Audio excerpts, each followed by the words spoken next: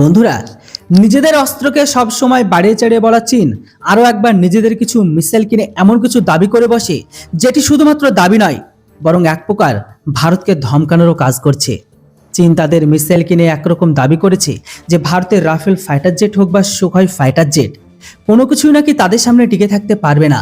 নিজেদের মিসাইল কিনে বেশি বেশি দাবি রাখা চীন তারা দাবি করেছে ভারত ফ্রান্স থেকে যে রাফাল ফাইটার কিনেছে বা হোক আমেরিকার F-22 ফাইটার জেট, চীনের মিসাইল থেকে নাকি বাঁচতে পারবে না। আসলে বন্ধুরা, চীনের দাবি অনুসারে চীনের তৈরি করা PL-8 মিসাইল খুব সহজেই নাকি ডগ ফাইটের সময় শত্রুর ফাইটার জেটকে সহজেই নাকি শিকার করতে পারে। যদিও আমি আপনাদের এখানে বলে দিই, চীনের বানানো PL-8 মিসাইলটি ইসরায়েলের পাইথন মিসাইলের কপি। এটা ছাড়াও চীন তাদের PL-10 মিসাইল কিনে অনেক বড় একটা দাবি করেছে, যেখানে চীন দাবি করে যে তাদের এই মিসাইলটি নাকি আকাশের 90 ডিগ্রি পর্যন্ত ঘুরে শত্রুকে হিট করতে পারে। যদিও আমি আপনাদের এখানে বলে দিতে চাই, চীনের বানানো এই দুটো মিসাইলের মারণ ক্ষমতা মাত্র 20 কিলোমিটার। এছাড়াও চীন তাদের আরও একটি PL-15 মিসাইল কিনে অনেক বড় দাবি রাখে। চীনের দাবি অনুসারে PL-15 মিসাইলের হাত থেকে নাকি যে কোনো ফাইটার প্লেন বাঁচা নাকি অসম্ভব ব্যাপার। তো এটাও দাবি করে তাদের PL-15 মিসাইলের রেঞ্জ নাকি 200 কিলোমিটার। খবর তো এখন এটাও আছে, চীন তাদের এই PL-17 মিসাইলকেও নাকি বানাচ্ছে। এটি সম্পর্কে চীন কখনোই প্রকাশ করেনি।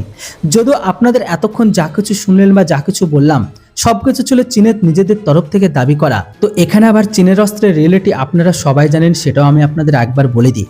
যেখানে কিছুদিন আগে ভারতের ব্রহ্মোস মিসাইল যখন মিসফায়ার হয়ে পাকিস্তানের মিয়াচুন্নু এলাকায় গিয়ে পড়ে, তখন পাকিস্তানের ভেতরে সব থেকে অ্যাডভান্স লেভেলের অস্ত্র ডিপ্লয় ছিল চীনের দ্বারা দেওয়া, আর সেটি ছিল চীনের দেওয়া অ্যাডভান্স রাডার সিস্টেম আর মিসাইল সিস্টেম।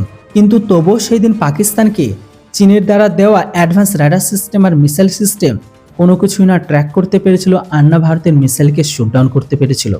আর চীনের এই দাবি বিশেষ করে তাইওয়ান আর ভারতকে ধমকানোর উদ্দেশ্যে করা হয়েছে।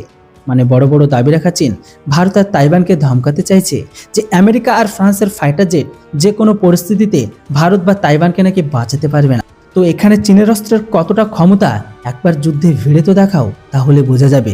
তো বন্ধুরা, আপনারা কি বলেন অবশ্যই কমেন্ট বক্সে লিখে জানান। Thanks for watching. Jai Hind, Vande Mataram.